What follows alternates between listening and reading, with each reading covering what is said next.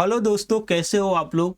आज आपके लिए एक बहुत ही इम्पोर्टेंट टॉपिक लाया हूं और जो टॉपिक है वो ये है कि composite supply and mixed supply क्या होता है। मैं बता दूं ये बहुत ही इम्पोर्टेंट है आपके लिए जानना। तो जैसे कि जो कंपोजिट सप्लाई होता है, मिक्स्ड सप्लाई होता है, वो बंडल्ड सप्लाई के केस में होता है जहां पे गुड्स या फिर सर्विसेज मोर देन वन एक साथ सप्लाई हो रहे हैं। ओके, आज इस कॉन्सेप्ट को बहुत ही अच्छे से सीखेंगे। और मैं बता दूं ये जो वीडियो है ना, ये सेकेंड पार्ट है मेरा जो चैप्टर 2 है सप्लाई अंडर जीएसटी का। तो इन केस आपने सेक्शन 7 पे मेरा वीडियो नहीं देखा रहेगा, जो मैंने बहुत अच्छे से रिकॉर्ड किया है, हर चीज़ का लॉजिक दिया है, तो आप जाइए उसको देखिए। और साथ ही साथ जो मेरा पहला चैप्टर का वीडियो है उसको भी आप देखिए, बहुत ही अच्छे से हर चीज़ें आपको समझ में आएंगी। आज मैं क्या करने वाला हूँ, जो सेक्शन 8 है उसके बारे में बहुत अच्छे से बात करूँगा।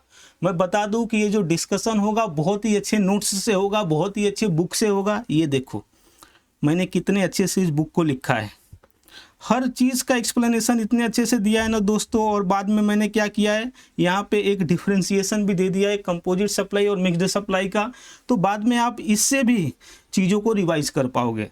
ओके, और देखो ये जो लेक्चर है ना आपके लिए फ्री होने वाला है।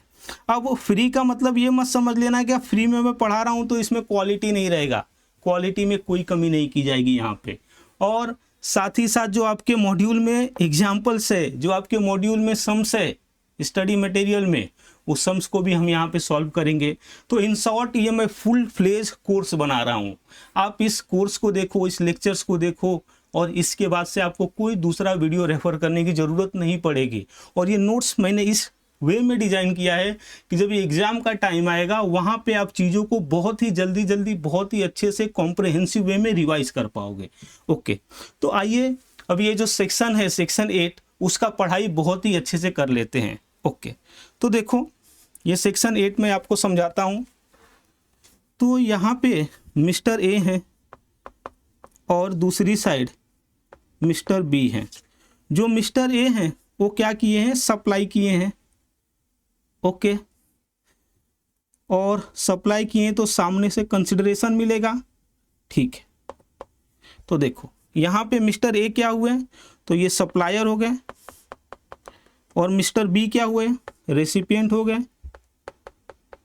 ओके, तो जो मिस्टर ए हैं उन्होंने सप्लाई किया है। सप्लाई देखिए क्या चीज़ का किया है, सप्लाई किया है मोबाइल फ़ोन का।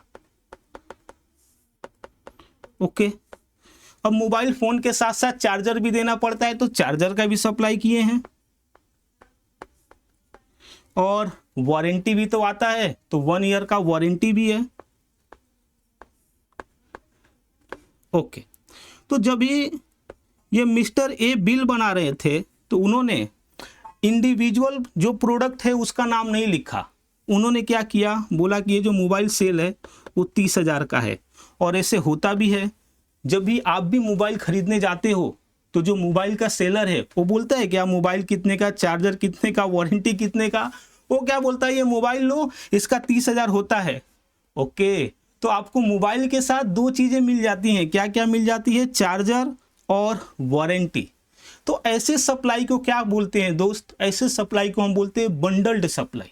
यहाँ पे किस किस चीज़ का बंडल बना है, तो मोबाइल फ़ोन का, चार्जर का और वारंटी का बना है। तो ये सप्लाई क्या है बताइए, बंडल, बंडल्ड सप्लाई। अभी आप एक बात बताओ, अगर जो मैं बोलूँ कि सीए साहब इस पे आप जीएसटी चार्ज करके बताओ, तो आप क्या करोगे, सबसे पहले जीएसटी का रेट कैलकुलेट करने बैठोगे, देखने बैठ जाओगे कि कौन से चीज़ पे क्या रेट लगता है। ओके, तो जैसे कि मोबाइल फ़ोन है उस पे समझ लीजिए 40% लगता है, चार्जर पे 18% लगता है, वारंटी पे 18% लगता है।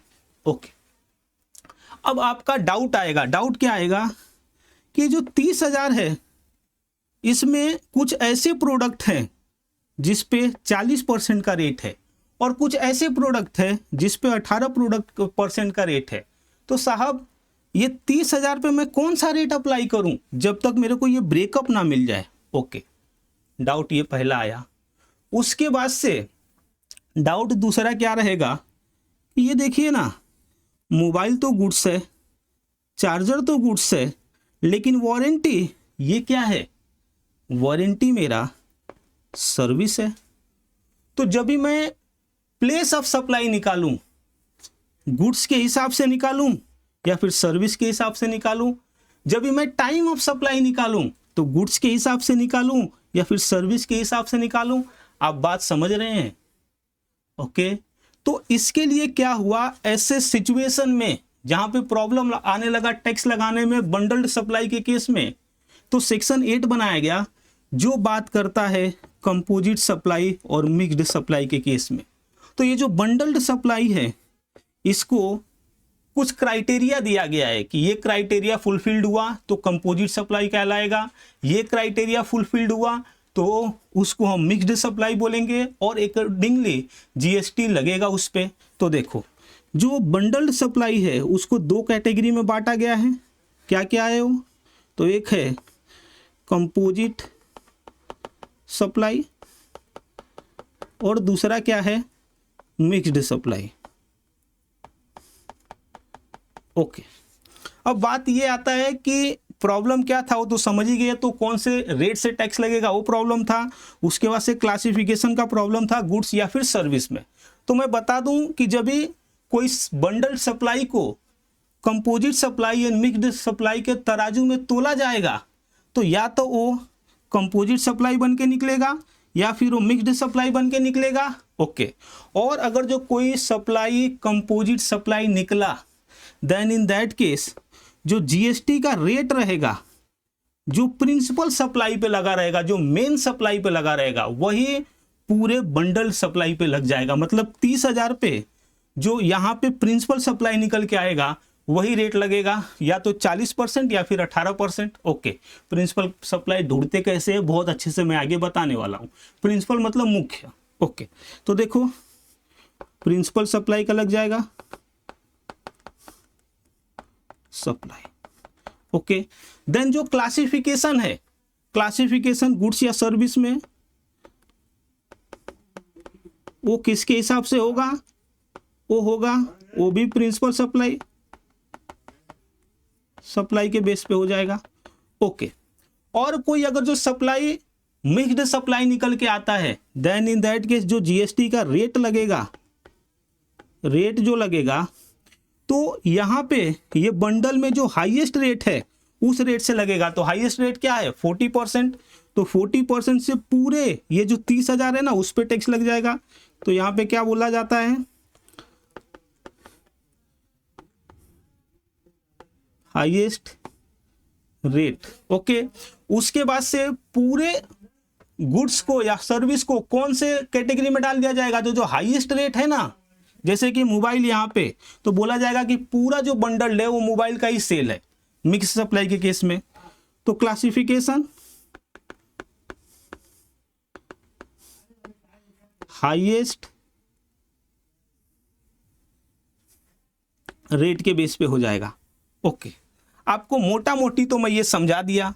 अब क्या करते हैं, आइए सबसे पहले जो क्लासिफिकेशन है, डिफरेंसेस है कंपोजिट सप्लाई और मिक्स्ड सप्लाई, वहीं से हर चीज़ों को समझा देता हूँ।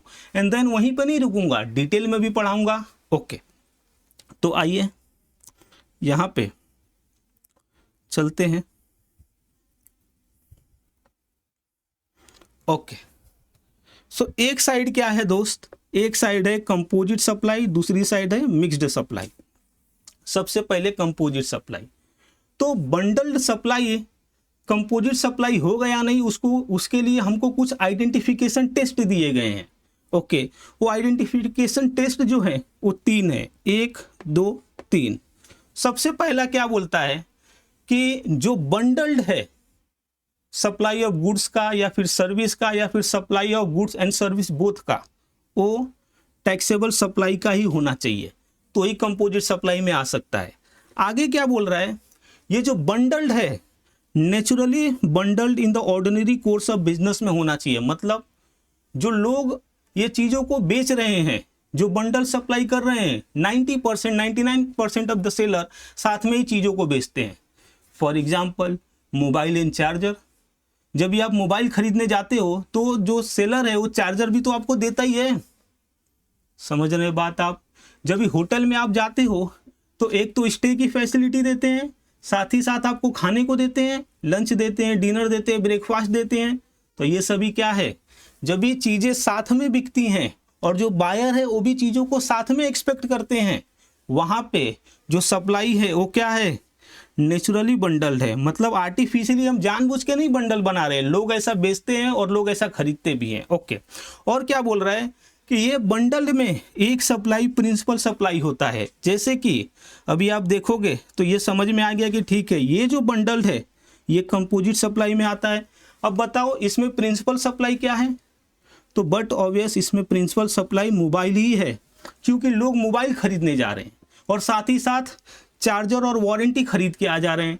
समझ रहे हैं आप? ओके, वैसे ही जब भी होटल में आप जाते हो तो आपका मेन पर्पस क्या रहता है, तो मेन पर्पस तो स्टे का रहता है, साथ में आपको खाना भी मिल जाता है।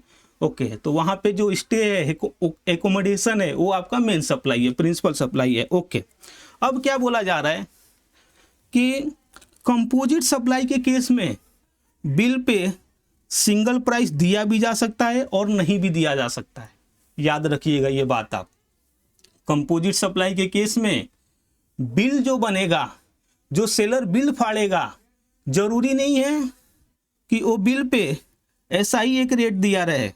ऐसा भी हो सकता है कि इसका भी रेट है, इसका भी रेट है, इसका भी रेट है। लेकिन एक बात समझ लीजिएगा, उस केस में भी अगर जो सप्लाई कंपोजिट सप्लाई होता है तो हर चीज़ पे जो मोबाइल फ़ोन है, जो प्रिंसिपल सप्लाई है, उसी का रेट लगेगा और पूरे जो बंडल्ड है उसको क्लासिफाई कर दिया जाएगा कि मोबाइल का ही सेल है। ओके, अभी आगे देखिए, आगे क्या बोला जा रहा है, वैल्यूएशन फॉर टैक्स पेमेंट। तो टैक्स किस पे किया जाएगा, तो जो पूरा वैल्यू ऑफ सप्लाई है, बंडल का जो वैल्यू है, उस पे जो प्रिंसिपल सप्लाई है उसके रेट से टैक्स लग जाएगा। ओके, और साथ ही साथ देखो क्लासिफिकेशन किस पे होएगा, जो प्रिंसिपल सप्लाई है उसके बेसिस पे हो जाएगा। ये हमारा हुआ कंपोजिट सप्लाई पे डिस्कशन। समझ में आया क्या? कुछ डाउट है तो आप पूछ सकते हो। अभी देखो, अभी हम बात करेंगे मिक्स्ड सप्लाई के बारे में। तो मिक्स्ड सप्लाई का आइडेंटिफिकेशन टेस्ट क्या होगा दोस्तों, तो देखो बहुत ही सिंपल है। जब कोई सप्लाई कंपोजिट सप्लाई ना हो तभी वो मिक्स सप्लाई की तरफ जाएगा। मतलब क्या, सबसे पहला आपको कंपोजिट सप्लाई का क्लासिफिकेशन देखना है कि इसमें बैठ रहा है क्या। अगर जो उसमें नहीं बैठता है देन आपको आगे जा करके जो मिक्स्ड सप्लाई का आइडेंटिफिकेशन टेस्ट है वो अप्लाई करना है। और मिक्स्ड सप्लाई में क्या क्या आइडेंटिफिकेशन टेस्ट है दोस्तों, तो देखो क्या बोला जा रहा है, यहाँ पे भी 3 चीज़ें हैं। क्या बोला जा रहा है, पहला कॉम्बिनेशन ऑफ सप्लाईज। ओके, तो मिक्स्ड सप्लाई में जरूरी नहीं हो कि सब चीज़ें टैक्सेबल सप्लाई ही हो, यहाँ पे टैक्सेबल और एग्जेम्प्ट रहा तो भी चलेगा। ओके, और इम्पॉर्टेंट यहाँ पे क्या है, देखो सिंगल प्राइस चार्ज होना चाहिए। ओके, और अदर देन कंपोजिट सप्लाई होना चाहिए। मतलब क्या, ये नेचुरली बंडल्ड नहीं होना चाहिए, आर्टिफिशियल बंडल्ड होना चाहिए। आर्टिफिशियल बंडल का मतलब क्या, जैसे कि आप किसी को फ्रिज बेच रहे हो और उसमें उसको बोतल भी दे रहे हो, अरे भाई ये तो दोनों तो अलग अलग भी बिकता है। समझ रहे हैं आप? किसी को आप लैपटॉप बेच रहे हो और साथ ही साथ उसको पेन भी बेच रहे हो साथ में और बोल रहे हो दोनों को साथ में लेकर के जाओ। आप समझ रहे हो? तो ये तो नेचुरली बंडल्ड नहीं है, आर्टिफिशियल बंडल्ड है। तो वैसे केस के बारे में बात किया जा रहा है और यहाँ पे सिंगल प्राइस मस्ट है। ठीक है, तो वही बोला जा रहा है, single price charge, single price has to be charged. Okay, अगर जो सिंगल प्राइस नहीं चार्ज हुआ तो जो इंडिविजुअल प्रोडक्ट है उसका जो रेट बनता है उस रेट से जीएसटी लग जाएगा। ओके, आगे क्या बोला जा रहा है, वैल्यूएशन फॉर टैक्स पेमेंट। तो जो बंडल्ड है उस बंडल में जो हाईएस्ट रेट रहेगा जीएसटी का, कोई भी प्रोडक्ट का या फिर सर्विस का, उसी रेट से पूरे बंडल्ड पे जीएसटी लग जाएगा, अगर जो बंडल्ड मिक्स सप्लाई की कैटेगरी में आता है तो। ओके, आगे क्या बोला जा रहा है, क्लासिफिकेशन जो हाईएस्ट रेट ऑफ टैक्स है उसके हिसाब से होगा। तो ये मेरा दोस्तों क्लासिफिकेशन था, डिफरेंसेस आपको मेरे को समझाना था। समझ में आया? अगर जो समझ में आ रहेगा तो वीडियो को लाइक कीजिएगा। अब हम आगे बढ़ेंगे और इसी चीज़ को बहुत ही डिटेल में भी पढ़ेंगे, मैं इधर ही आपको नहीं छोड़ने वाला हूँ। तो देखो आगे बढ़ते हैं। तो जो मैंने बताया वही यहाँ पे चीज़ें हैं। क्या बोला जा रहा है, देखो section 8 tax liability on composite and mixed supply. तो सेक्शन 8 किसके बारे में बात करेगा, tax liability composite and mixed supply के बारे में बात करेगा। ठीक है, एनालिसिस जो कंपोजिट सप्लाई और मिक्स्ड सप्लाई का कॉन्सेप्ट है वो बंडल सप्लाई के केस में ही आ सकता है। मैंने बहुत अच्छे से एग्जांपल से आपको समझा दिया, ठीक है। अब यहाँ पे इशू इन्वॉल्व क्या रहता है, तो दो इशू है कि किस रेट से टैक्स लगेगा और साथ ही साथ जो क्लासिफिकेशन है गुड्स या सर्विस का वो कैसे किया जाएगा, ओके, कि कौन से गुड्स का या फिर कौन से सर्विस का सप्लाई हो रहा है। अभी इसके लिए सोल्यूशन क्या दिया, तो सोल्यूशन के CGST act 2017 provide different treatment based on classification of such bundle supply under composite and mixed supply, okay. अब देखो इंपॉर्टेंस क्या है भाई सेक्शन 8 का, तो अगर जो आपने सेक्शन 8 के तहत कंपोजिट सप्लाई और मिक्स्ड सप्लाई को क्लासिफिकेशन में गलती कर दिया, देन आपका जो प्लेस ऑफ सप्लाई है उसमें गलती हो सकता है। अगर जो गुड्स को सर्विस में या सर्विस को गुड्स में क्लासिफाई कर दिया रॉन्गली, तो देन क्या होएगा, रेट ऑफ टैक्स क्या लगेगा, उसमें गलती हो जाएगा। टाइम ऑफ सप्लाई, वहां पे प्रॉब्लम हो जाएगा। तो समझ रहे हो इसका कितना इंपॉर्टेंस है, ओके। आइए अब हम डिटेल में डिस्कशन करते हैं कंपोजिट सप्लाई पे दोस्तों, ओके। तो देखिए क्या बोला जा रहा है यहाँ पे, सेक्शन 2 सब सेक्शन 30 डिफाइन करता है कंपोजिट सप्लाई को और बोलता है ये सेक्शन कि इट मीन्स, कंपोजिट सप्लाई का मतलब होता है a supply made by a taxable person to a recipient. Supply taxable person के द्वारा होगा, रेसिपिएंट को होगा। रेसिपिएंट टैक्सेबल और नॉन टैक्सेबल दोनों हो सकता है। जो सप्लायर है वो टैक्सेबल होना चाहिए, खासा ध्यान रखिएगा आप, ओके। आगे क्या बोला जा रहा है, कंसिस्टिंग 2 और मोर टैक्सेबल सप्लाईज, और जो सप्लाईज है 2 या 2 से अधिक चीजों का है, या तो गुड्स का या सर्विस का या फिर दोनों के कॉम्बिनेशन का, ओके। अब गुड्स सर्विस और एनी कॉम्बिनेशन देयर ऑफ वही लिखा है, which are naturally bundled and supplied in conjunction with each other in ordinary course of business। तो naturally bundled है और एक ही साथ सप्लाई किए जाते हैं in the ordinary course of business, जैसे कि मोबाइल एंड चार्जर और वारंटी, ठीक है, समझ रहे हैं आप, ओके। आगे देखो, one of which is the principal supply, जिसका क्या बोला जा रहा है, predominant supply in the composite supply. समझ रहे हैं कि जो आपका कंपोजिट सप्लाई है उसमें से मेन सप्लाई कौन सा है, किसका डोमिनेशन है। अभी आप कैसे पता करोगे, आगे देखो क्या बोला जा रहा है, how to determine naturally bundled. अभी आपको कैसे मालूम पड़ेगा भाई कि जो सप्लाई है वो नेचुरली बंडल्ड है, तो उसके लिए यहाँ पे देखिए बहुत सारी चीज़ें दी गई हैं जिसके बारे में हम अब बहुत अच्छे से पढ़ेंगे। क्या क्या है देखो, The question of bundle supply in the ordinary course of business depend on the normal practice। मतलब बंडल्ड सप्लाई जो अपना है वो ऑर्डिनरी कोर्स में है या नहीं है, वो नॉर्मल प्रैक्टिस पे डिपेंड करता है कि नॉर्मली लोग क्या करते हैं भाई, मार्केट में उसको साथ में बेचते खरीदते हैं क्या, वैसा कुछ। तो देखो, here are some way to identify them. यहाँ पे कुछ तरीका दिया गया है जिससे हम आइडेंटिफाई कर सकते हैं कि जो बंडल्ड है वो नेचुरली बंडल्ड है क्या in ordinary course of business, okay. तो सबसे पहला क्या बोल रहा है, if buyers mostly expect such service to be provided as a package. जब भी बायर्स को लगता है कि जो चीज़ें हैं एक ही साथ प्रोवाइड की जाएंगी, एज अ पैकेज प्रोवाइड करेंगी, ठीक है, then the package will be treated as a naturally bundled. Then in that के जो पैकेज रहेगा उसे नेचुरली बंडल्ड बोलेंगे, ठीक है। यहाँ पे एग्जांपल क्या बोल रहा है, most business convention look for combination of hotel accommodation, auditorium and food. सबसे पहले ये बिजनेस कन्वेंशन का मतलब क्या होता है, देखो ये जो बिजनेस कन्वेंशंस है इसका मतलब होता है मीटिंग्स, बड़े बड़े मीटिंग्स जो कॉरपोरेट रहते हैं उसके मीटिंग्स होते हैं। तो उसके लिए क्या होता है, होटल में जाया जाता है, वहाँ पे ऑडिटोरियम बुक रहता है, वहाँ पे होटल एकोमोडेशन रहता है, वहाँ पे फूड की फैसिलिटी रहती है, समझ रहे हैं।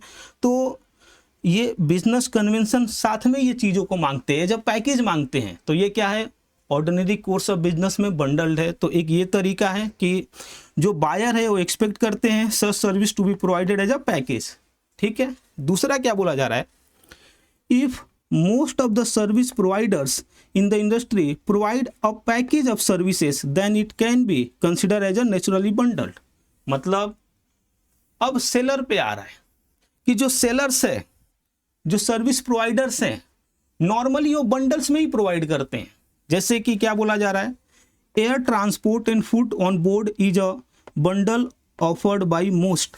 आप क्या देखते रहोगे कि जो स्पाइस जेट वाले हैं या फिर इंडिगो वाले हैं या फिर दूसरा कोई है, वो क्या करते हैं, आपको ट्रांसपोर्टेशन की सर्विस देते हैं और साथ ही साथ फूड की भी देते हैं।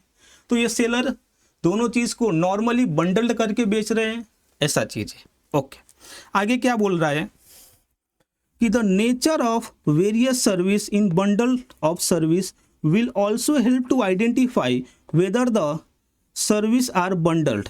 If there is a main service and the other are the ancillary service, then it become the bundle service. अब इसका मतलब क्या, पहले एग्जांपल देख लेते हैं, देन आप खुद ही समझ जाएगा क्या बोला जा रहा है। A 5-star hotel often provide free laundry service on stay at the hotel. तो क्या बोला जा रहा है कि जब आप 5 स्टार होटल में स्टे करते हो तो साथ ही साथ क्या करता है, लॉन्ड्री सर्विस प्रोवाइड करता है। तो यहाँ पे आपका मेन सर्विस क्या है, स्टे का, और जो एंसिलरी सर्विस क्या है, वो है लॉन्ड्री का। समझ रहे हैं आप, ठीक है। आगे क्या बोल रहा है, renting of room is a primary service and the laundry is the ancillary service. तो मैंने बता ही दिया, a person can opt for laundry service only if he is staying at the hotel. Okay, आगे अदर इलस्ट्रेटिव इंडिकेटर्स, ठीक है। तो आगे और भी कुछ इलस्ट्रेटिव इंडिकेटर्स हैं, देखो। Not determinative but indicative of bundling of service is the ordinary course of business are. मतलब क्या, ये एक इंडिकेटर्स है, ऐसा मत समझ लेना कि ये जो मैं बोल रहा हूँ ऐसा रहेगा तो ही होगा, दूसरा कुछ रहा तो भी चलेगा। जस्ट ये कि इंडिकेशन दिया जा रहा है आपको, क्या क्या है देखो। The element are normally advertise as a package. जो एलिमेंट है वो क्या होता है, नॉर्मली एज अ पैकेज आपको दिया जाता है, ठीक है, एडवर्टाइज किया जाता है। जैसे कि अगर जो मैं बात करूं कि ये जो ट्रैवल वाले रहते हैं, अब ये दुबई के लिए आपको बोल रहे हैं कि दुबई जाने का एक पैकेज है, तो पैकेज में वो क्या क्या देते रहेंगे, ट्रैवल देते रहेंगे, स्टे देते रहेंगे, फूड देते रहेंगे। तो ये क्या कर रहे हैं, हर चीज़ को एक ही साथ एडवर्टाइज कर रहे हैं ना। ओके, आगे क्या बोला जा रहा है, the different element are integral to one overall supply. If one or more is removed the nature of the supply would be affected, ठीक है ना। इंटीग्रल सप्लाईज है, जैसे कि आपने मोबाइल खरीदा तो मोबाइल के साथ साथ चार्जर चाहिए, बिना चार्जर के आप मोबाइल रख सकते हो क्या, और साथ ही साथ वारंटी भी चाहिए।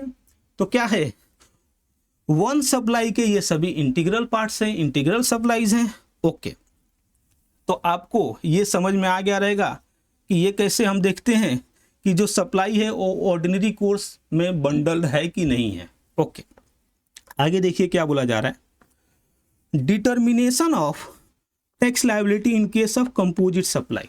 जो कंपोजिट सप्लाई है उस सप्लाई के केस में आप डिटरमाइन कैसे करोगे टैक्स लायबिलिटी, तो वो तो मैंने पहले ही आपको बता दिया है कि treated as a supply of principal supply, कि पूरे बंडल्ड को ये माना जाएगा कि जो प्रिंसिपल सप्लाई है उसी का सप्लाई हो रहा है। जैसे कि जब भी आप लैपटॉप खरीदने जाते हो तो साथ में बैग भी मिलता है, तो आप क्या बोलोगे कि मेरे को ना लैपटॉप मिल रहा है, बैग, आप ऐसा बोलोगे क्या, वो दुकान पे बैग अच्छा मिलता है तो मैं लैपटॉप वहीं से लूँगा, ना ना, ऐसा नहीं होगा, उल्टा होगा। आप बोलोगे इस दुकान पे बैग अच्छा मिलता है, सॉरी, इस दुकान पे लैपटॉप अच्छा मिलता है तो बैग ठीक है चलेगा, मिल गया तो। ओके, तो ऐसे आपको समझना है कि प्रिंसिपल सप्लाई क्या है, और जो प्रिंसिपल सप्लाई है उसी के रेट से पूरे बंडल पर टैक्स लग जाएगा। और साथ ही साथ जो प्रिंसिपल सप्लाई रहेगा ना, जैसे या तो गुड्स रहेगा या तो सर्विस रहेगा, तो उससे ही उसका क्लासिफिकेशन हो जाएगा पूरे बंडल का। ओके, तो ये जो मेरा था आपको पढ़ाना था कि ये कंपोजिट सप्लाई क्या होता है। अब आइए जो आपके मॉड्यूल्स में इलस्ट्रेशन है उस इलस्ट्रेशन को भी देख लेते हैं। तो स्टार्ट करते हैं भाई, आ जाओ।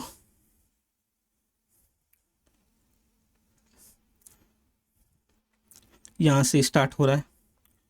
पहला क्या बोल रहा है, देखो, mobile phone is always sold with battery. जो मोबाइल फ़ोन है वो बैटरी के साथ हमेशा सोल्ड किया जाता है। तो ये कंपोजिट सप्लाई में अपने को बता रहे हैं कि क्या क्या आ सकता है। ओके, तो मोबाइल फ़ोन और बैटरी, क्यों ये ऑर्डिनरी कोर्स ऑफ बिजनेस में बेचते हैं साथ में। Okay, bundle of service of catering on board and the service of transportation by air is a bundled supply by the majority of airlines. ठीक है, ये तो हमने देखा ही। देखो वैसे ये बोला जा रहा है service of stay in hotel is often combined with the provision of breakfast and dinner provided free of cost during the stay. Such service is an ancillary service to the provision of hotel accommodation and the resultant package would be treated as a service naturally bundled in the ordinary course of business। Okay, आप ये सब अभी समझते रहोगे। आगे देखो, ये example को थोड़ा इंपॉर्टेंट मार्क करो। ये क्या बोल रहा है कि a 5-star hotel is booked for a conference of 100 delegates। Okay, on a lump sum package with the following facility. तो क्या हुआ है, एक 5-स्टार होटल है, वो बुक किया गया है for the conference of 100 delegates. अब सबसे पहले बात लोगे कि ये डेलीगेट्स कौन रहते हैं, तो ये रहते हैं वो लोग जो मीटिंग में शामिल होते हैं, फिर क्या करते हैं, जो स्पीच देते हैं, प्रेजेंटेशन देते हैं, उन लोगों को डेलीगेट्स बोलते हैं। ओके, तो एक होटल में कॉन्फ्रेंस होने वाला है जहाँ पे 100 लोग डेलीगेट्स हैं on a lump sum package with the following facility. ये फैसिलिटी मिल रही है उन लोग को।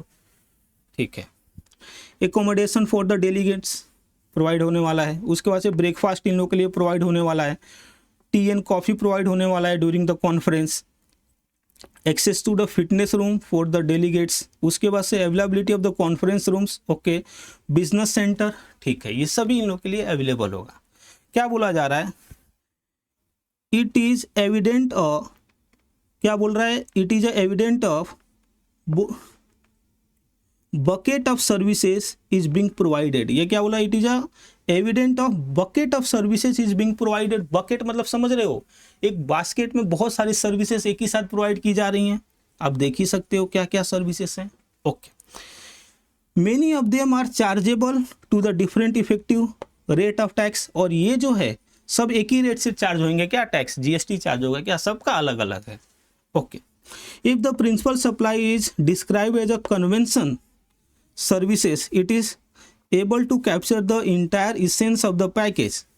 तो क्या बोला जा रहा है, देखो जब ऐसा मीटिंग के लिए हॉल बुक किया जाता है और ये सब सर्विस बोल दिया जाता है तो उसको एक साथ में कन्वेंशन सर्विस बोला जाता है।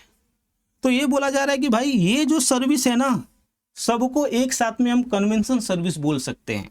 ओके, देख, और जब वो कन्वेंशन सर्विस हो जाएगा तो अकॉर्डिंगली जो कन्वेंशन सर्विस पे टैक्स लगेगा वो पूरे पे वही टैक्स चार्ज हो जाएगा। ओके, हाउएवर फिर भी it will be fully justifiable for the hotel to charge individually for the service as long as there is no attempt to offload the value of one service on the another service that is chargeable at the concessional rate. ये line क्या बोला, अब बता सकते हो, चाहिए तो एक बार पढ़ो खुद से और सोचो ये बोल क्या रहा है। ये बोल रहा है कि चाहिए ना तो इसमें होटल अलग अलग टैक्स भी लगाए तो भी प्रॉब्लम नहीं है, मतलब इसका अलग, इसका अलग, इसका अलग, इसका अलग, इसका अलग, प्रोवाइडेड अगर जो समझ लीजिए ये सर्विस 18% के रेट से टैक्सेबल है और ये 40 से है, तो ऐसा नहीं कि जो यहाँ पे खर्चा है वो कम दिखा दे, यहाँ पे 100 दिखा दें और यहाँ पे 10,000 दिखा दें और एक्चुअल खर्चा क्या था 5,000।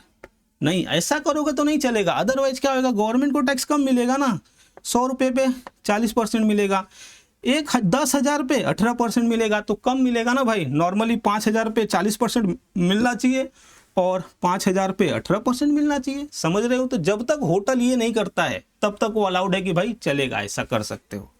ओके, तो ये भी एग्जाम्पल मैं आपको बता दिया, समझा रहेगा आपको। आगे बढ़ते हैं, क्या बोला जा रहा है, Poshak manufacturer enter into a contract with the Chiku limited, okay, for supply of readymade shirt packed in a designer boxes at the Chiku limited. ठीक है, तो पोशाक मैन्युफैक्चरर एंटर हुआ in agreement with the Chiku limited for the supply of readymade shirt packed in a design boxes at the Chiku limited. ठीक है, तो पोशाक और चीकू limited agreement किए हैं जहाँ पे ये जो चीकू लिमिटेड है वो क्या करेंगे, रेडीमेड शर्ट प्रोवाइड करेंगे और वो डिजाइन बॉक्सेस भी देंगे। ठीक है, ऑफ आउटलेट। फर्दर द पोशाक manufacturer would also get them insured during the transit, ठीक है। तो पोशाक मैन्युफैक्चरिंग उसको मैन्युफैक्चरर्स है उसको इंश्योर भी करेंगे। In this case supply of goods, packaging material, transport and insurance is a composite supply where in supply of goods is a principal supply, ठीक है। आप समझ गए रहेंगे। आगे बढ़ते हैं। When a consumer buy a television set and he also get the mandatory warranty and the maintenance contract with the TV, this supply is a composite supply, ठीक है। तो एक जब ये बायर है वो क्या क्या कर रहा है, टीवी खरीद रहा है, साथ ही साथ उसे मैंडेटरी वारंटी मिल रहा है, मेंटेनेंस कॉन्ट्रैक्ट मिल रहा है, तो ये सभी चीज़ें कंपोजिट सप्लाई में आएंगी। Okay, in this example the supply of TV is a principal supply, जो टीवी का सप्लाई है वो प्रिंसिपल सप्लाई है, ठीक है। Warranty and the maintenance are the ancillary.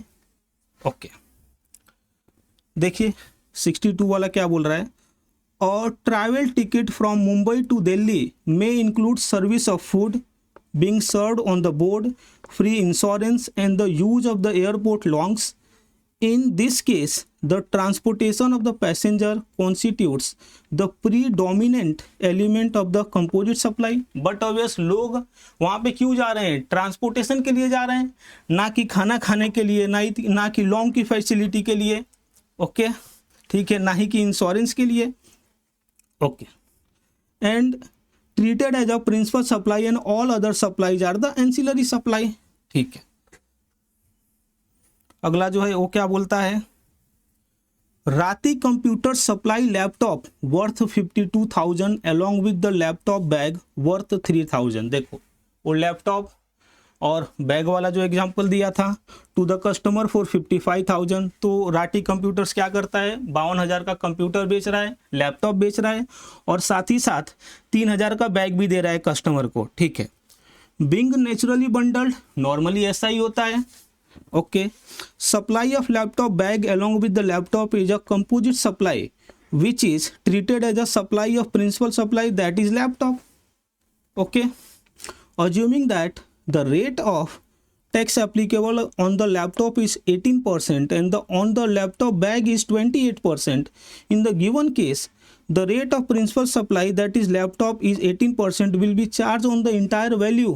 समझ रहे हैं, क्योंकि ये कंपोजिट सप्लाई में आ गया, तो जो 55,000 है पूरे सप्लाई को हम बोलेंगे लैपटॉप का सप्लाई है, और इसीलिए जो लैपटॉप पे 18% रेट लग रहा है वही पूरे वैल्यू पे लग जाएगा। ओके, तो यहाँ पे मैंने आपको कंपोजिट सप्लाई बहुत ही अच्छे से पढ़ा दिया। कुछ डाउट है क्या, मुझे नहीं लग रहा है होगा। इन केस होगा तो आप कमेंट करके पूछ लीजिए, ज़रूर आंसर दूंगा। अब आइए यहाँ पे आप देखेंगे दोस्त, आगे हमको क्या डिस्कस करना है, ये देखिए कि प्रॉब्लम को आप समझो। जब ये कंपोजिट सप्लाई होता है तो उस पे दो पार्ट हो जाते हैं, एक तो एंसिलरी और दूसरा प्रिंसिपल। तो यहाँ पे इंडिया में या दुनिया में प्रॉब्लम आने लग गया था कुछ कुछ बिजनेसेस में, वहाँ पे ढूंढ पाना बहुत ही प्रॉब्लमेटिक था, बहुत ही कंफ्यूजन था कि सप्लाई ऑफ प्रिंसिपल सप्लाई क्या होएगा भाई। जैसे कि अभी मैं बात करता हूँ प्रिंटिंग कॉन्ट्रैक्ट्स के बारे में, तो जो प्रिंटर है जो प्रिंटिंग करके देता है वो क्या करता है, वो अपना मटेरियल भी देता है, पेपर्स भी देता है, और साथ ही साथ उस पर प्रिंटिंग भी करके देता है। तो भाई सप्लाई ऑफ गुड्स माना जाएगा कि सप्लाई ऑफ सर्विस माना जाएगा, ऐसा सब प्रॉब्लम आने लगा था। तो ये प्रॉब्लम के लिए गवर्नमेंट ने नोटिफिकेशन लाया और बोला कि इसको आपको ऐसे समझना है, इसको प्रिंसिपल सप्लाई मानना है, इसको एंसिलरी सप्लाई मानना है। तो आगे जो हम पढ़ने वाले हैं वही पढ़ने वाले हैं। देखो यहाँ पे क्या लिखा है, supply given below are the composite supplies, ठीक है। तो एक चीज़ तो पक्का है कि ये कंपोजिट सप्लाई है। Okay, in the ordinary course में ये बंडल्ड है। Okay, CBIC has clarified as to what constitute the principal supply in the given composite supplies, वही यहाँ पे बोला गया है। तो देखो सबसे पहला जो अपने को डिस्कशन करना है वो करना है प्रिंटिंग कॉन्ट्रैक्ट पे। तो क्या बोला जा रहा है कि प्रिंटिंग कॉन्ट्रैक्ट कंपोजिट सप्लाई है। ओके, आगे बोला जा रहा है the core issue is determining whether the printing job is a supply of goods और सप्लाई ऑफ सर्विस। ओके, अब देखो, अच्छा ये बताओ सप्लाई ऑफ गुड्स या फिर सप्लाई ऑफ सर्विस जानना क्यों जरूरी है? क्योंकि अकॉर्डिंगली टैक्स का रेट निकल के आएगा, accordingly place of supply determine होएगा। ओके, इस चीज के लिए, ठीक है ना। तो देखो टाइम ऑफ सप्लाई डिटरमाइन होएगा। तो देखो इसको दो पार्ट में बांटा गया है, ये वाला जो पार्ट है वो सप्लाई ऑफ सर्विस है और ये वाला जो पार्ट है सप्लाई ऑफ गुड्स है। तो सबसे पहले सप्लाई ऑफ सर्विस वाले पार्ट को पढ़ते हैं। क्या बोला जा रहा है यहाँ पे? Content is the principal supply. यहाँ पे जो कंटेंट है वो प्रिंसिपल सप्लाई है। जैसे कि यहाँ पे देखिए ये पर्सन है और सामने ये बिजनेसमैन है जो क्या करता है, प्रिंटिंग की सर्विस देता है।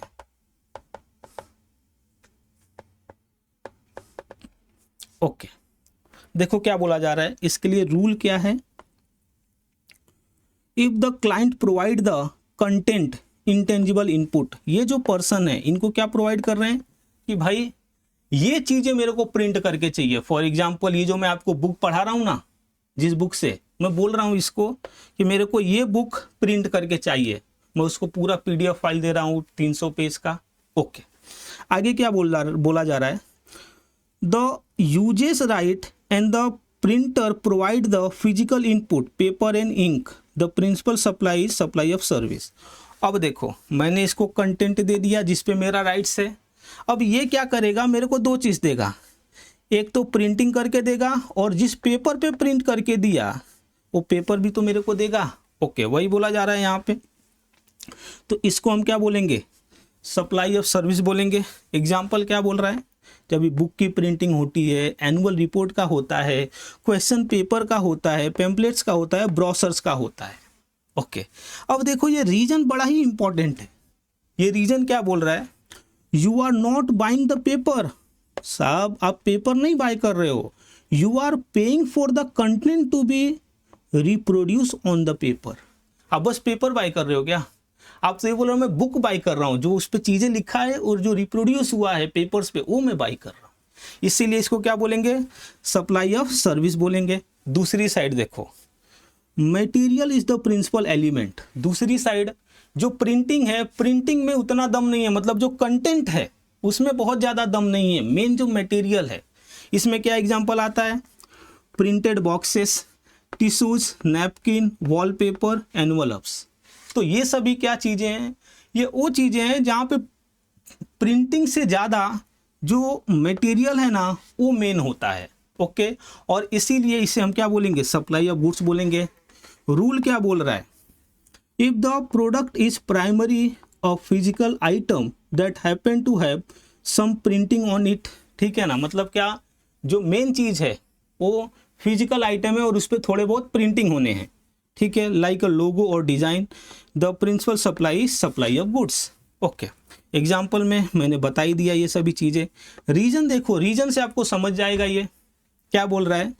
You are buying a box to pack things, the logo printed on its is incidental. मतलब क्या इंसिडेंटल? मतलब उसे जुड़ा हुआ चीज़ है। मेन आपका क्या है? तो आपका मेन है buying a box to pack things. जो आपका बॉक्स है उसमें आप जो चीज़ें डालने वाले हो वो बॉक्स में आपका मेन सप्लाई है, इसीलिए क्या रहेगा? ये सप्लाई ऑफ गुड्स माना जाएगा। ओके, तो ये पहला क्लैरिफिकेशन था जो आपको समझ में आया रहेगा। दूसरा क्या बोल रहा है? एक्टिविटी ऑफ बस बॉडी बिल्डिंग। बस बॉडी बिल्डिंग के लिए कोई लोग काम करते हैं जो क्या करते हैं? बस का बॉडी बनाते हैं। तो देखो अब ये तो कंपोजिट सप्लाई कहलाता है। अभी सप्लाई ऑफ गुड्स कभी कहलाएगा और सप्लाई ऑफ सर्विस कभी कहलाएगा, इस पे ये डिपेंड करेगा कि जो सेलर है और जो बायर है, बायर सेलर को क्या क्या दे रहा है। बायर सेलर को चेसिस दे रहा है क्या? ओके, उसके बाद से जो सेलर्स है उस पे जो बस बॉडी बिल्डिंग के लिए दूसरे जो छोटे मोटे सामान है वो लगा रहा है, उसके बाद लेबर वर्क करके दे रहा है, देन उसे हम सप्लाई ऑफ सर्विस बोलेंगे। अगर जो बायर है वो कुछ दे ही नहीं रहा है, बोल रहा है आप ही को सब करना है, तो जो सेलर है वो खुद का चेसिस लगा रहा है और जो छोटे मोटे चीज़ हैं बस बॉडी बिल्डिंग में वो कर रहा है और अपना लेबर दे रहा है, तो इसे हम क्या बोलेंगे, सप्लाई ऑफ गुड्स बोलेंगे। ठीक है, तो इसके लिए यहाँ पे क्या लिखा है कि ये केस टू केस डिपेंड करेगा, आपको हर केस को इंडिविजुअली देखना है, एनालिसिस करना है और वहां पे प्रिंसिपल सप्लाई को ढूंढना है। ओके, रीट्रेडिंग ऑफ टायर्स, तो आइए हम ये समझते हैं कि रीट्रेडिंग ऑफ टायर्स होता क्या है पहले। ठीक है, ये देखिए रीट्रेडिंग ऑफ टायर्स, ये जो टायर्स है ना, ये चलते चलते घिस गया है, इसका ऊपर का रबड़ जो है वो घिस गया है, क्योंकि सरफेस से यही तो कांटेक्ट में आता है तो गाड़ी आगे बढ़ती है। अब 2 साल बाद 4 साल बाद ये घिस जाता है, तो अभी एक सर्विस क्या प्रोवाइड होता है भाई, ये जो टायर घिस गया ना उसके ऊपर ये फिर से ग्रिप लगा देने का, तो टायर ये फिर से ऐसा हो जाता है। ओके, अब देखो यहाँ पे एक सेलर है, यहाँ पे मैं लिखता हूँ सप्लायर ऑफ सर्विस है,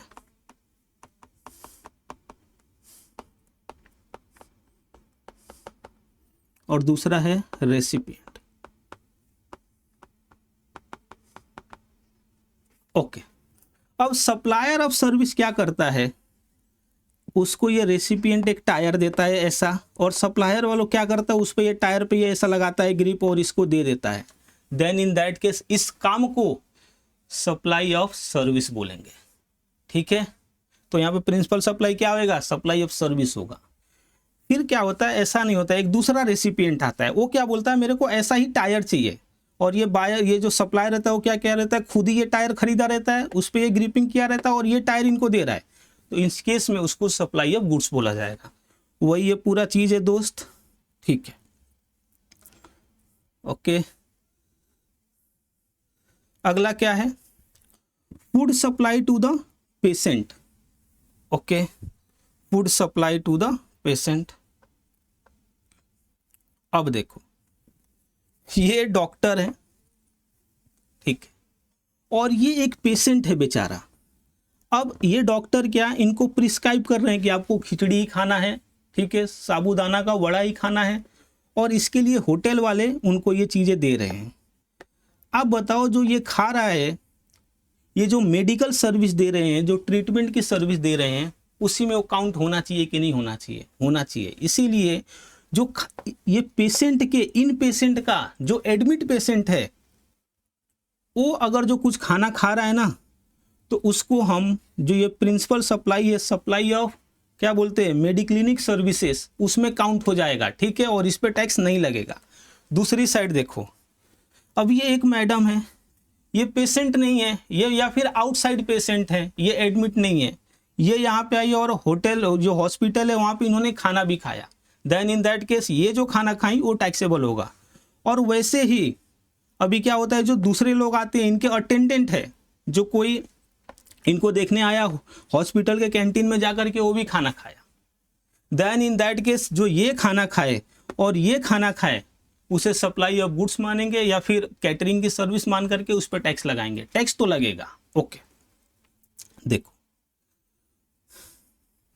क्या बोला जा रहा है, food supplied to the in patient as advise by the doctor, nutrients is a part of composite supply.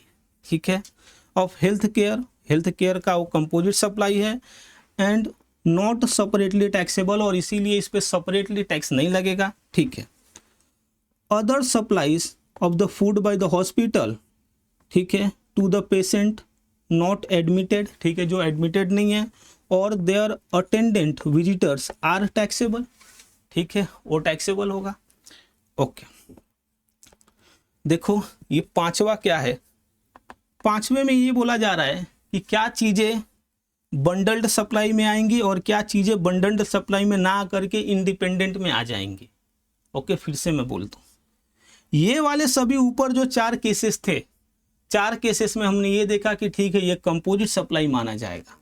अब कंपोजिट सप्लाई में प्रिंसिपल सप्लाई क्या होएगा और एंसिलरी सप्लाई क्या होएगा वो देखना था हमको। ठीक है, अब यहाँ पे हमको क्या देखना है कि इंडिपेंडेंट सप्लाई कभी होगा और बंडल्ड सप्लाई कभी होगा। तो देखो सप्लाई क्या है, supply of food and beverages at the cinema hall. Cinema hall में क्या हो रहा है, देखो यहाँ पे आप आएंगे, तो ये सिनेमा हॉल है, आपको यहाँ पे मूवी दिखाया जाता है, आप बैठ करके मूवी देखते हो, मूवी एंजॉय करते हो, और साथ ही साथ यहाँ पे जा करके आप समोसा खाते हो, ठीक है, पॉपकॉर्न्स खाते हो और भी चीज़ें खाते हो। अभी बात याद है कि ठीक है, ये जो सिनेमा हॉल के लिए पिक्चर एग्जीबिशन के लिए चार्जेस लग रहा है और ये खाने के चार्जेस लग रहे हैं, वो दोनों कंपोजिट सप्लाई में आएंगे कि नहीं आएंगे। तो ये इस बात पे डिपेंड कर रहा है कि जब भी ये आपने मूवी का टिकट बुक किया तो ये टिकट के बुकिंग के साथ ही साथ आपने ये भी खरीद लिया क्या। देन इन दैट केस अगर जो ऐसा हुआ है तो जो टिकट का प्राइस है उस पे जो जीएसटी का रेट लग रहा है, ये खाने पे भी वही जीएसटी का रेट लगेगा। अभी समझ लो ऐसा नहीं हुआ, मतलब मूवी आपने जो टिकट बुक किया उसमें खाने के लिए कुछ नहीं बुक किया, देन इन दैट केस आप आए, मूवी देख रहे थे, इंटरवल में आप बाहर गए और क्या किए, खाना खाए, देन इन दैट केस वो जो आपने खाना खाया उसको इंडिपेंडेंट सप्लाई मानेंगे और उस पर क्या बोलेंगे हम लोग। देखिए यहाँ पे लिखा है उस चीज़ को कि it is taxable as a restaurant services, ठीक है, वही चीज़ यहाँ पे लिखा है, आप बहुत अच्छे से समझ गए रहोगे, ठीक है। तो बताइए ये जो मेरा डिस्कशन था फर्दर कंपोजिट सप्लाई के बारे में वो समझा कि नहीं। अब आगे बढ़ेंगे, आगे देखिए क्या बोला जा रहा है, आगे बात किया जा रहा है मिक्स्ड सप्लाई के बारे में। तो मैंने आपको क्या बोला था, जब कोई सप्लाई कंपोजिट सप्लाई ना हो तब वो मिक्स्ड सप्लाई होगा। ओके, तो इसीलिए मैं अभी पढ़ा रहा हूँ, सबसे पहले आपको कंपोजिट सप्लाई पढ़ा दिया। तो आइए देखते हैं यहाँ पे क्या क्या है। तो देखो section 2 subsection 74 of CGST act 2017 बात करता है मिक्स्ड सप्लाई के डेफिनेशन का। तो बोलता है इट मीन्स मिक्स्ड सप्लाई का मतलब होता है 2 और more individual supplies of goods or services or any combination thereof made in conjunction with each other by a taxable person, okay, for a single price where such supply does not constitute a composite supply, ठीक है, okay. The individual supply are independent to each other and are not naturally bundled। तो यहाँ पे देखो does not constitute composite supply का मतलब तो वही हुआ, क्योंकि कंपोजिट सप्लाई में नेचुरली बंडल्ड था, यहाँ पे नेचुरली बंडल्ड नहीं है। जैसे कि आपने क्या किया, जो दिवाली का बॉक्स है उसको आप साथ में बेच रहे हो, उसमें क्या है, ड्राई फ्रूट्स है, कोल्ड ड्रिंक्स है, ओके, उसके बाद से स्वीट्स है, सब पे अलग अलग समझ लो टैक्स रेट लग रहा है। क्या वो मार्केट में अलग नहीं बिकती हैं, बिकती हैं ना, लेकिन आप सबको साथ में बेच रहे हो। या फिर क्या कर रहे हो, आप रेफ्रिजरेटर बेच रहे हो और साथ ही में उसमें बॉटल भी रख के बेच रहे हो। अरे भाई ये तो अलग अलग भी बिकती हैं। तो इस केस में अगर जो आपने एक बिल पे प्राइस डाला ना, बस मतलब कि रेफ्रिजरेटर का अलग नहीं डाला, बॉटल का अलग नहीं डाला और एक ही एक आपने लमसम प्राइस डाल दिया, देन इन दैट केस वो सप्लाई मिक्स्ड सप्लाई के कैटेगरी में आ जाएगा। ओके, देखो वही यहाँ पे बोला जा रहा है how to determine if a particular supply is a mixed supply. तो यहाँ पे क्या बोला जा रहा है कि वो कंपोजिट सप्लाई नहीं होना चाहिए, वो नेचुरली बंडल्ड नहीं होना चाहिए इन the ordinary course of business में, और सिंगल प्राइस चार्ज होना मांगता है। ओके, अब आगे क्या बोला जा रहा है, how to determine the tax liability on mixed supply. Tax liability कैसे डिटरमाइन करोगे मिक्स्ड सप्लाई में, तो बहुत ही इजी है। जो हाईएस्ट रेट ऑफ टैक्स है पूरे बंडल्ड में, उसी रेट से पूरे बंडल पे जीएसटी लग जाएगा, और जो हाईएस्ट रेट ऑफ गुड्स या फिर सर्विस का नेचर है वही पूरे बंडल का नेचर मान लिया जाएगा, कैटेगराइज कर दिया जाएगा, या तो गुड्स में या तो फिर सर्विस में। तो आइए अब इस पे जो ये एग्जाम्पल से उसको देख लेते हैं तो बहुत ही अच्छे से आपको समझ जाएगा, ठीक है। ओके, ये सब मैंने आपको पढ़ा दिया, कुछ भी छोड़ नहीं रहा हूं दोस्त। अब पूरा मॉड्यूल से देखोगे 100% कवरेज है। ओके, एग्जाम्पल नंबर 64 क्या बोलता है, A supply of package consists of canned food, sweets, chocolates, cakes, dry fruits, aerated drinks and fruit juice when supplied for a single price is a mixed supply। क्योंकि ये अलग अलग भी market में बिक सकता है, इसके लिए मिक्स्ड सप्लाई है। अगर जो सिंगल प्राइस के लिए ये सप्लाई हो रहा है तो ये बात याद रखिएगा आप। Each of these item can be supplied separately and is not dependent on any other। ठीक है, मार्केट में नॉर्मली अलग अलग बिकते भी हैं और ये एक दूसरे पे डिपेंडेंट भी नहीं है, ठीक है। It shall not be a mixed supply if their item are supplied separately और सेपरेट प्राइस आर चार्ज, ठीक है। तो अलग अलग बेच रहे हो या फिर अलग अलग एक ही बिल पे सबका प्राइस चार्ज कर दिए हो तो कोई प्रॉब्लम नहीं है, ओके, ठीक है। अगला क्या बोल रहा है, a shopkeeper selling storage water bottle along with the refrigerator for a single price. समझ रहे हैं, एक शॉपकीपर क्या कर रहा है, रेफ्रिजरेटर भी बेच रहा है और उसमें पानी को स्टोर करने के लिए जो बोतल चाहिए रहता है वो भी बेच रहा है, ठीक है, for a single price.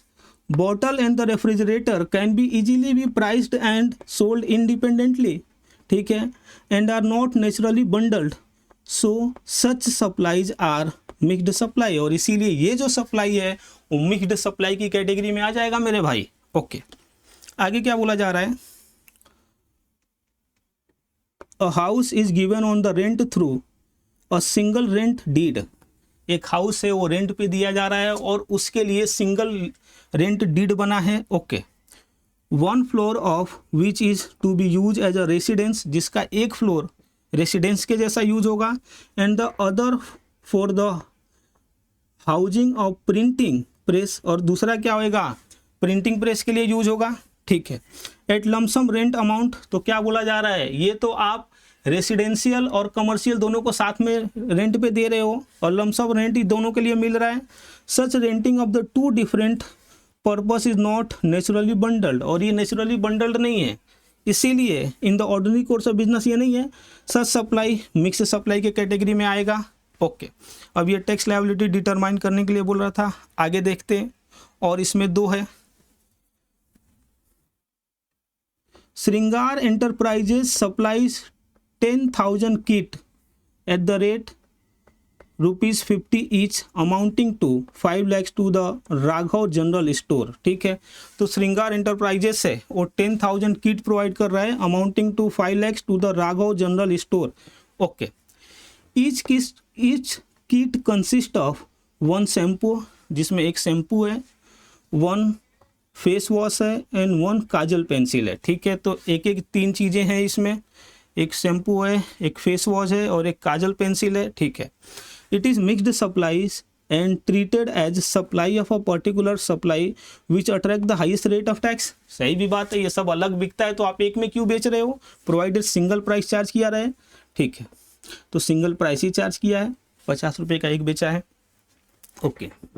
Assuming that the rate of tax applicable on the shampoo is 18% and on the face wash is 28%, on kajal 12%, in the given case highest tax rate जो फेस वॉश का है वो 28% है, will be charged on the entire value of 5 lakhs। जो ये सियाने बन रहे थे ना कि सबको साथ में बेचता हूँ फ़ायदा होगा, जीएसटी वाले इतने छोड़ देंगे क्या, जो जीएसटी लॉ मेकर है इतने बेवकूफ़ है क्या, देखो किस तरह से बनाया लॉ। इसीलिए बिना मतलब का जबरदस्ती बंडल मत बना करके बेचना आप, अदरवाइज जीएसटी के जाल में फंस जाओगे, ओके।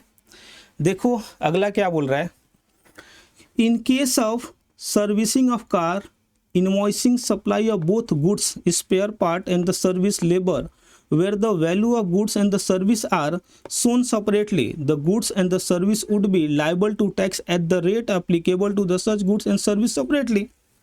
क्या बोला जा रहा है कि कार सर्विसिंग के लिए गया, अब कार में कुछ सामान लगाए, उसका अलग से वो लोग वैल्यू बता रहे हैं और साथ ही साथ वो लोगों ने सर्विस किया, लेबर यूज हुआ वहाँ पे, उसका अलग बिल बना रहे, तो ठीक है ना, दोनों का जो रेट रहेगा अलग अलग लग जाएगा, ओके। तो ये जो मिक्स्ड सप्लाई का डिस्कशन था, समझा कि नहीं बताइए, तो ये तो समझ ही गया रहेगा आपको। अब हम क्या करेंगे, इस पे जो सम्स है वो सम को भी सॉल्व कर लेंगे। तो आइए आपके मटेरियल में हम चलते हैं पेज नंबर 91 पे। यहाँ पे देखिए जो क्वेश्चन नंबर 11 है और क्वेश्चन नंबर 10 है वो दोनों इसके रिलेटेड है। तो आइए हम क्वेश्चन नंबर 10 से ही स्टार्ट करते हैं। क्वेश्चन नंबर 10 क्या बोल रहा है, Dumdum Electronics has sold the following electronic items to the Akbar retail Store. ठीक है, तो डुमडुम इलेक्ट्रॉनिक्स ने ये सभी चीज़ें अकबर रिटेल स्टोर को सोल्ड किया है। क्या? रेफ्रिजरेटर 500 लीटर वाला जिस पे टैक्स रेट 18% है। Stabiliser for the refrigerator taxable 12%, ठीक है। LED television 42 inch taxable at the rate of 12%, okay. Split air conditioner 2 ton taxable at the rate of 28%। Stabiliser for the air conditioner taxable at the rate of 12%, okay. तो ये सब उसने 5 चीज़ें बेचा है। अभी डुमडुम इलेक्ट्रॉनिक है supply a single issued a single invoice, और डुमडुम इलेक्ट्रॉनिक ने क्या किया है, ये सभी चीज़ों का एक सिंगल ही इनवॉइस बनाया है, ठीक है। तो इनवॉइस इधर हम बना लेते हैं,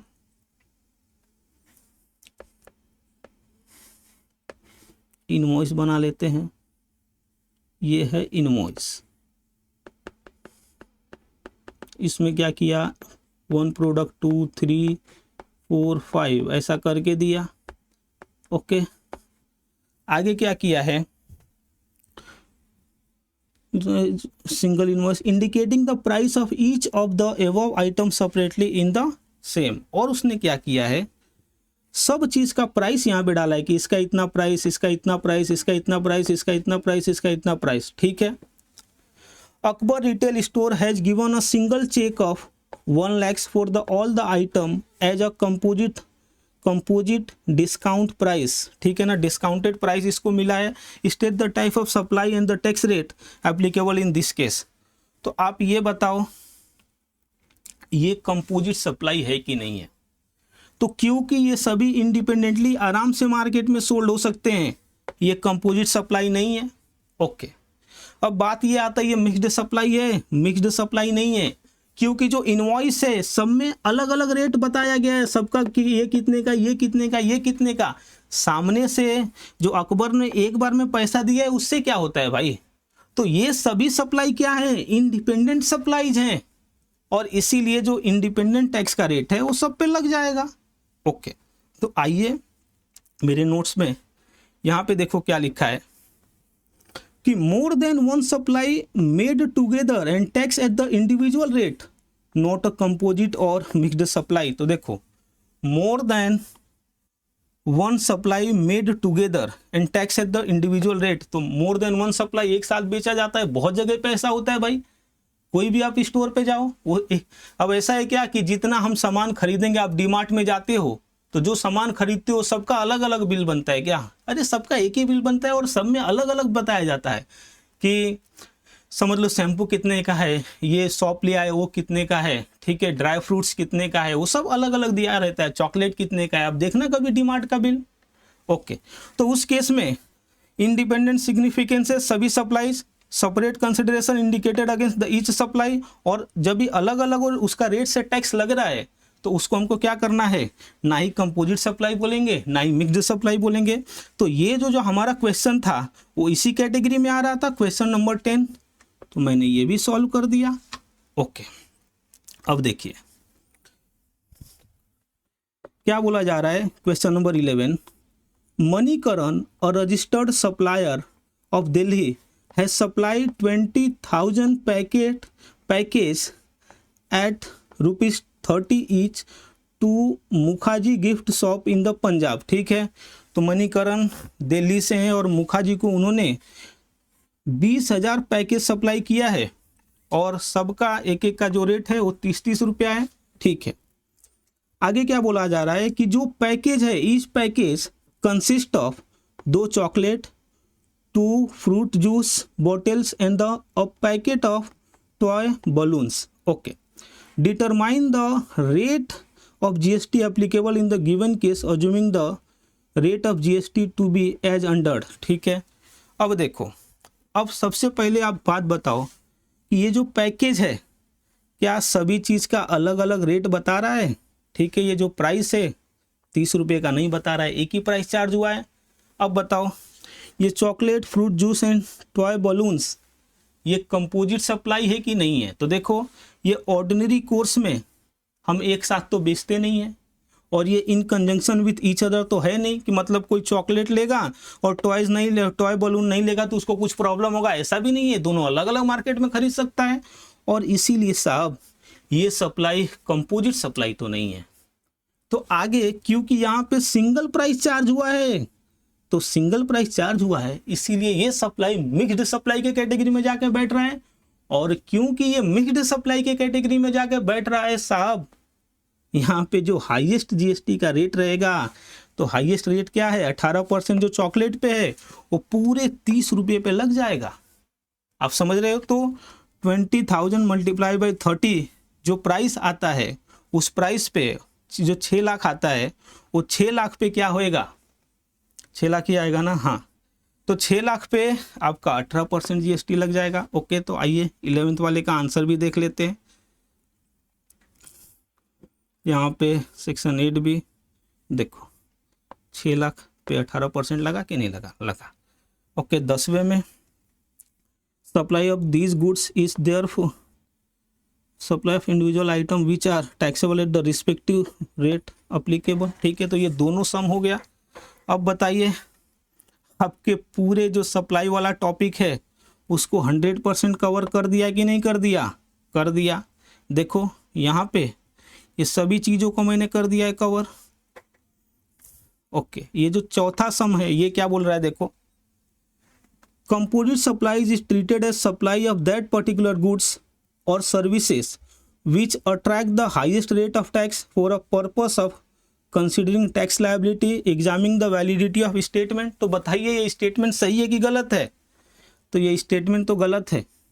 ये स्टेटमेंट गलत क्यों है? क्योंकि कंपोजिट सप्लाई में जो प्रिंसिपल सप्लाई रहता है उस रेट से पूरे सप्लाई पे टैक्स लग जाता है। ओके, तो ये भी हो गया हमारा। आगे क्या बोला जा रहा है? ये तीसरा नंबर वाला क्वेश्चन आई थिंक एक बचा हुआ है, तो देख लेते हैं ये भी।